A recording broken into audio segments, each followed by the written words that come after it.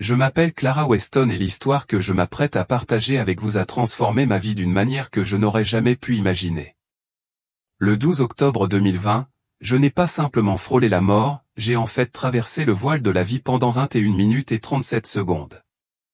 Au cours de cette brève période, mais qui a changé ma vie, j'ai reçu une révélation divine de Jésus-Christ lui-même. Il m'a révélé des vérités sur la marque de la bête, des vérités qui ne sont rien de moins que choquantes, et il m'a ordonné de les partager avec le monde. Ce que j'ai appris pendant cette période remettra en question tout ce que vous pensez savoir sur le monde dans lequel nous vivons. Mais avant de plonger dans les incroyables révélations que j'ai reçues, je dois vous ramener au début, au moment qui m'a conduit à cette expérience extraordinaire. C'était un dimanche matin frais, le genre de matin qui promet quelque chose de spécial, et il a commencé comme n'importe quel autre jour. L'air d'automne était frais et rafraîchissant, porteur des premiers murmures de l'automne, tandis que les feuilles dorées tourbillonnaient joyeusement dans la brise. J'étais en route pour le baptême de ma petite fille, un jour que j'attendais avec impatience depuis des semaines. L'église Saint-Gabriel était mon foyer spirituel depuis plus de 30 ans et je connaissais chaque détour d'au cou de l'âne qui m'y conduisait. C'était un itinéraire familier et, en conduisant, je suis passé devant la vieille ferme Thompson, sa grange patinée par le temps se dressait fièrement, rappelant des temps plus simples.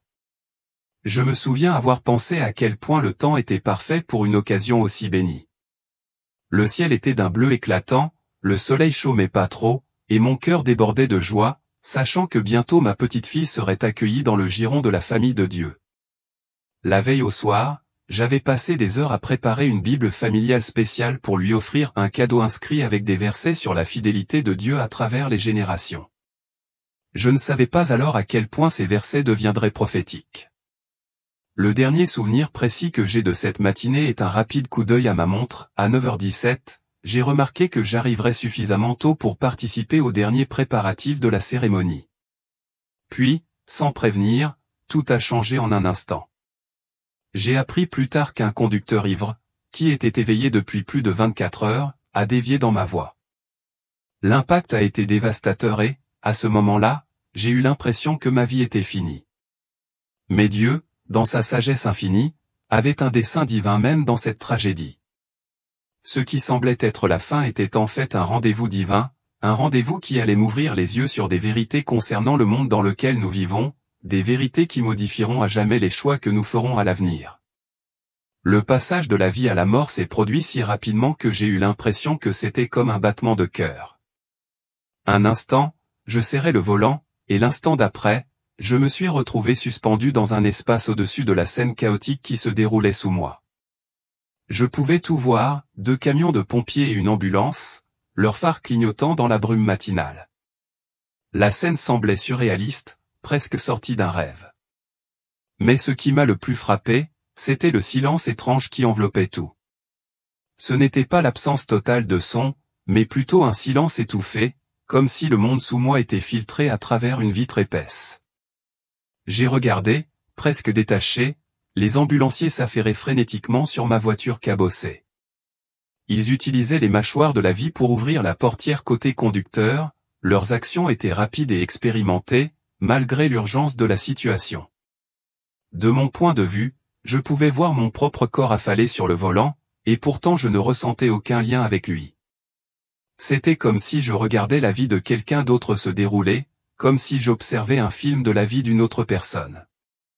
La tension artérielle chute.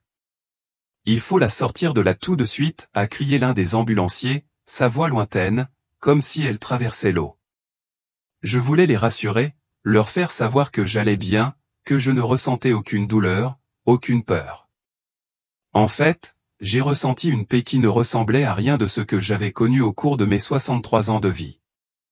La douleur constante dans mon genou gauche qui m'avait tourmenté pendant des décennies avait complètement disparu. Les lunettes de lecture dont j'avais toujours besoin n'étaient plus nécessaires. Je pouvais tout voir avec une clarté parfaite. Alors que je continuais à regarder la scène se dérouler, quelque chose d'extraordinaire s'est produit. Le temps lui-même semblait se plier et s'étirer d'une manière que je n'avais jamais connue. Je pouvais me concentrer sur des moments individuels, les étirer comme du caramel, vivre plusieurs minutes en ce qui me semblait être de simples secondes. dans ce silence, j'ai vu quelque chose de profondément émouvant, le cadeau de baptême de ma petite fille, la Bible de famille que j'avais si soigneusement emballée dans du papier blanc, semblait flotter dans l'air au ralenti. Elle a été éjectée du siège passager, ses pages voletant doucement comme les ailes d'une colombe avant de se poser dans l'herbe au bord de la route. Et puis, la lumière est arrivée. Elle a commencé comme un minuscule point brillant dans ce qui semblait être une direction ascendante, bien que dans cet état, les directions terrestres semblaient dénuées de sens. La lumière a grandi, ou peut-être étais-je attiré vers elle, c'était impossible à dire. Mais cette lumière ne ressemblait à rien de ce que j'avais jamais connu. Elle avait de la substance, de la texture et, plus remarquablement, de la conscience. C'était comme si la lumière elle-même était vivante, me tendait la main, m'appelant à la maison. Ce qui a suivi était indescriptible. La lumière a formé un tunnel, bien que l'appeler tunnel ne lui rende pas justice. Les murs, si on peut les appeler ainsi, étaient faits de lumière vivante, se déplaçant et coulant constamment dans des motifs qui semblaient communiquer un sens. C'était comme si l'essence même de la lumière essayait de me transmettre quelque chose qui transcendait les mots, transcendait le temps, transcendait tout ce que je pensais savoir. J'ai senti une profonde compréhension m'envahir, mais ce n'était pas sous forme de mots ou d'idées concrètes. C'était plutôt comme me souvenir de choses que j'avais toujours sues, mais que j'avais en quelque sorte oubliées pendant mon séjour sur Terre. Alors que je me déplaçais dans cet espace de lumière vivante, une présence à côté de moi a attiré mon attention. Bien que je n'avais pas de corps physique pour me tourner, j'ai instinctivement regardé et là, debout à côté de moi, se trouvait ma grand-mère, Clara. Elle était exactement comme à l'été 1958, lorsqu'elle m'avait appris à faire cuire son légendaire crumble aux pêches. Elle portait sa robe jaune préférée, ses cheveux argentés soigneusement attachés dans son chignon habituel, et ses yeux brillaient d'un mélange de sagesse, de chaleur et de cette pointe de malice espiègle que j'ai toujours adorée. « Grand-mère » ai-je essayé de dire, mais aucun mot ne sortit. Il n'était pas nécessaire. Elle m'a souri, et dans ce sourire se trouvaient tous les moments que nous avions partagés ensemble, chaque soirée d'été passée à cuisiner dans sa cuisine, chaque histoire qu'elle m'avait racontée et chaque once d'amour qu'elle avait déversé en moi. Elle était plus jeune que moi, pleine d'énergie et de joie. Même si elle ne parlait pas, sa présence transmettait un message simple mais profond, tout est comme il se doit. Au fur et à mesure que nous avancions, d'autres présences ont commencé à apparaître, chacune étant une partie familière et chérie de ma vie. Mon amie d'enfance, Elisa, décédée d'une leucémie alors que nous n'avions que 12 ans. Mon père, de nouveau en bonne santé et fort, comme avant que le cancer ne l'emporte. Et puis, de manière inattendue, le petit Henri, mon premier petit enfant, qui n'avait vécu que quelques heures après sa naissance. Il n'apparaissait plus comme un bébé, mais comme un jeune homme rempli de lumière, rayonnant de joie et d'amour sans limite. Chacune de ces rencontres me semblait intemporelle, à la fois instantanée et éternelle, chacune ajoutant à ma certitude croissante que ce que je vivais était plus réel que tout ce que j'avais connu dans mon existence terrestre. Le voyage à travers le tunnel défiait toute compréhension terrestre. Nous nous déplacions sans bouger, voyagions sans distance et vivions le temps comme un flux continu et ininterrompu. Les couleurs qui m'entouraient ne ressemblaient à rien de ce que j'avais pu voir auparavant, ou des nuances qui faisaient paraître pâles et limiter les arcs-en-ciel terrestres en comparaison. La musique remplissait chaque fibre de mon être, mais l'appeler musique ne lui rend pas justice. C'était le son de l'existence elle-même, la symphonie de la création, la forme la plus pure d'harmonie et d'amour. J'ai pris conscience de l'expansion de ma conscience, de l'ouverture de mon esprit à des souvenirs depuis longtemps oubliés. Pas seulement les événements eux-mêmes, mais aussi les sentiments, les sons et même les odeurs de moments tout au long de ma vie. Je me suis souvenu du goût sucré et réconfortant de la tarte à la citrouille de ma mère à Thanksgiving 1972. De la sensation exacte de tenir la main de mon mari pour la première fois à la foire d'État en 1985 et de la joie immense de tenir chacun de mes enfants pour la première fois. Ce n'étaient pas que des souvenirs, ils étaient présents, réels, tous coexistant dans un moment éternel. Alors que nous approchions de ce qui semblait être le bout du tunnel, la lumière est devenue encore plus intense. Mais plutôt que de me sentir dépassé, j'ai ressenti un profond sentiment de familiarité, comme si je retournais dans une maison dont je ne savais même pas que j'étais. L'espace s'est ouvert sur quelque chose qui défie toute description. C'était une étendue de dimensions infinies, au-delà de la compréhension de la géométrie et de la physique terrestre. C'était comme si toutes les réalités possibles existaient simultanément, mais tout était tissé ensemble en un tout parfait et harmonieux. Et puis, je l'ai vu. Là, debout devant moi, se tenait Jésus-Christ. Le mot « se tenait » ne rend pas justice à sa présence, il n'y avait aucune limite physique à lui dans ce royaume. Son essence remplissait tout, mais il était concentré, personnel et direct. Il apparaissait à la fois comme l'humble charpentier de Nazareth et comme le roi glorifié. Roi des rois où son amour était si écrasant que, si j'avais été dans ma forme terrestre, il m'aurait entièrement consumé. Pourtant, ici dans cet espace, cela semblait naturel comme de l'air dans des poumons qui retenaient leur souffle depuis toute une vie. Son apparence changeait devant moi non pas comme une image vacillante, mais comme le déploiement d'une réalité infinie. Un instant, il était aussi humain que quiconque que j'avais jamais rencontré, avec des yeux remplis de compréhension et de compassion au-delà de toute mesure. L'instant d'après, il était pure lumière et énergie, plus brillant que 1000 soleils, mais tout à fait accessible. Les deux formes étaient également vraies, et également lui. J'ai compris que ma conscience terrestre limitée ne pouvait tout simplement pas saisir pleinement sa réalité totale. En sa présence, j'ai pris conscience de mon propre esprit d'une manière que je n'avais jamais comprise auparavant.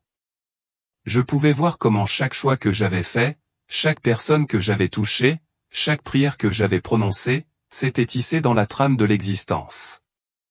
Rien n'avait été gaspillé, rien n'avait été perdu. Même les plus petits actes de bonté avaient eu des répercussions que je n'aurais pas pu imaginer, touchant des personnes que je n'avais jamais connues, ayant un impact que je n'aurais pas pu imaginer. En même temps, j'ai pris conscience de manière aiguë des ombres projetées par mes propres échecs et mes propres peurs des moments où j'avais manqué des occasions de montrer mon amour ou de dire la vérité. Pourtant, même ces moments de faiblesse étaient enveloppés par son amour sans limite, dans sa sagesse infinie, avait été tissé dans son plus grand dessein, une partie de la tapisserie de la rédemption. Maya a-t-il communiqué non pas par des mots, mais par une compréhension qui contournait entièrement le langage, atteignant au plus profond de mon âme. Ce dont tu es sur le point d'être témoin doit être partagé. Mes enfants doivent être avertis et préparés pour ce qui va arriver. Soudain, j'ai été submergé par une série de visions si vives et détaillées que notre réalité terrestre semblait n'être qu'une ombre en comparaison. Jésus m'a montré comment la mise en œuvre de la marque de la bête allait se dérouler, et c'était bien plus subtil et insidieux que ce que la plupart des gens, même de nombreux chrétiens, pouvaient imaginer. La tromperie serait si complexe et soigneusement orchestrée que peu de gens la reconnaîtraient pour ce qu'elle était vraiment. J'ai vu que les systèmes technologiques que nous avons aujourd'hui n'étaient que les premiers fondements, les monnaies numériques, l'identification biométrique, les scores de crédit social. Ce n'étaient que les premières étapes d'un plan beaucoup plus vaste et plus dangereux. La véritable marque serait bien plus complète. Elle combinerait le contrôle économique, social et spirituel d'une manière qui rendrait la résistance non seulement difficile, mais presque absurde. Les gens seraient amenés à croire que résister au système équivaudrait à résister à l'avenir lui-même. Jésus m'a montré comment ce nouveau système serait commercialisé comme la réponse aux défis les plus urgents de l'humanité, la pauvreté, le changement climatique, les inégalités et même les conflits mondiaux. Il promettrait un monde d'unité et de paix, un système qui assurerait une répartition équitable des ressources, un accès universel aux services essentiels et la paix entre les nations. La tromperie serait si convaincante que même de nombreux chefs religieux la préconiseraient, croyant qu'il s'agit d'une forme de progrès. J'ai vu l'essor de l'intelligence artificielle et de l'informatique quantique, évoluant pour créer un système de surveillance et de contrôle total. Mais ces technologies n'étaient pas la marque ou elles n'étaient que les outils qui permettraient sa mise en œuvre. La véritable marque impliquerait une décision consciente, un serment d'allégeance à l'Antéchrist et un rejet de la souveraineté de Dieu. Ce qui m'a le plus frappé, c'est la pression sociale écrasante qui serait exercée pour forcer les gens à se conformer. Ceux qui refuseraient la marque seraient qualifiés d'extrémistes, de théoriciens du complot et d'ennemis du progrès. Les médias inonderaient la société d'histoires de personnes dont la vie aurait été ruinée parce qu'elles refusaient d'adhérer au nouveau système. Des familles seraient déchirées par la pression exercée par les proches, leur disant qu'accepter la marque était le seul choix rationnel. On m'a montré des événements précis qui conduiraient à la mise en œuvre de la marque, des crises économiques mondiales, des catastrophes environnementales dévastatrices et des troubles sociaux généralisés. Ces catastrophes créeraient un tel chaos que les gens imploreraient désespérément une solution en n'importe laquelle. Lorsque le nouveau système serait finalement révélé, il semblerait être la réponse à leurs prières, mais l'accepter signifierait vendre son âme. J'ai également vu comment des réseaux clandestins de croyants émergeraient, se soutenant mutuellement pendant la persécution. Ces communautés ne seraient pas fondées sur la peur, mais sur l'amour, la foi et le soutien mutuel. Ils trouveraient des moyens créatifs de vivre en dehors du système, même s'ils seraient obligés de vivre comme des parias, déconnectés de la société dominante. Puis, Jésus a révélé quelque chose qui m'a brisé le cœur. J'ai vu des visages familiers ou des chrétiens fidèles qui avaient fréquenté l'église toute leur vie accepter la marque parce qu'ils ne s'étaient pas préparés spirituellement. Ils s'étaient tellement concentrés sur la préparation physique ou sur le stockage de nourriture, sur la sécurité, mais ils avaient négligé de développer le discernement spirituel nécessaire pour reconnaître la tromperie pour ce qu'elle était vraiment. Ils n'avaient pas réussi à fortifier leur cœur et leur esprit contre l'épreuve à venir. La vision s'est alors déplacée vers les événements actuels qui correspondaient à l'avenir dont j'étais témoin. J'ai vu comment la pandémie avait accéléré le passage au système numérique et normalisé l'idée de prouver son statut pour participer à la société. J'ai vu comment les médias sociaux conditionnaient les gens à accepter une surveillance, un suivi et une notation sociale constant. Ce n'était pas la marque en elle-même, mais il posait les bases, entraînant les gens à accepter ce qui allait arriver. Jésus a souligné que même si la technologie jouerait un rôle crucial dans l'application de la marque, la décision elle-même serait profondément spirituelle. Elle nécessiterait de reconnaître explicitement l'Antéchrist comme Seigneur, tout en rejetant simultanément Jésus-Christ. Il n'y aurait pas d'acceptation accidentelle de la marque. Personne ne pourrait être contraint ou manipulé à l'accepter. Il faudrait une décision consciente et délibérée de choisir le confort et la sécurité temporaire plutôt que le salut éternel. J'ai vu comment certains croyants seraient appelés au martyre, tandis que d'autres bénéficieraient d'une protection et d'une protection surnaturelle. Chaque personne aurait un rôle unique à jouer dans le plan de Dieu, et il leur accorderait la grâce de suivre le chemin qu'il avait choisi pour eux. La vision culmina dans une scène du retour du Christ et de sa victoire ultime. Bien que le moment de la marque fût terrible, il serait bref dans l'étendue de l'éternité. Jésus a souligné que son retour était inévitable et que ceux qui resteraient fidèles seraient justifiés et récompensés d'une manière inimaginable. Alors que je me sentais arraché à cette révélation divine. De retour dans mon corps, j'ai été submergé par un sentiment d'urgence, comme si chaque fibre de mon être avait été touchée par une mission divine. Les médecins m'ont dit plus tard que j'étais cliniquement mort depuis 21 minutes et 37 secondes. Mais au fond de mon âme, je savais que le temps avait été ordonné, chaque seconde ayant une signification profonde. Chaque instant avait été nécessaire pour recevoir l'avertissement que j'étais destiné à partager avec le monde. Depuis ce jour fatidique, j'ai été témoin du déroulement rapide des événements que Jésus m'a montrés. La poussée incessante vers les systèmes d'identité numérique, la pression croissante pour se conformer à de nouvelles idéologies et le conditionnement subtil de la société à accepter un contrôle de plus en plus grand sur chaque aspect de la vie, où tout cela se déroule exactement comme il l'a révélé. Je partage ce témoignage non pas pour semer la peur, mais pour susciter un sentiment de préparation et une foi inébranlable. Jésus m'a clairement fait comprendre que même si la route à venir serait semée d'embûches, il n'abandonnerait jamais ceux qui restent fidèles. Sa grâce serait plus que suffisante pour surmonter les difficultés à venir. La marque de la bête approche en effet, mais le retour glorieux du Christ aussi. C'est le moment de nous préparer spirituellement, mentalement et pratiquement aux épreuves à venir. Que ce témoignage serve à renforcer votre foi et votre détermination, afin que vous puissiez tenir ferme et inébranlable, quels que soient les défis qui vous attendent.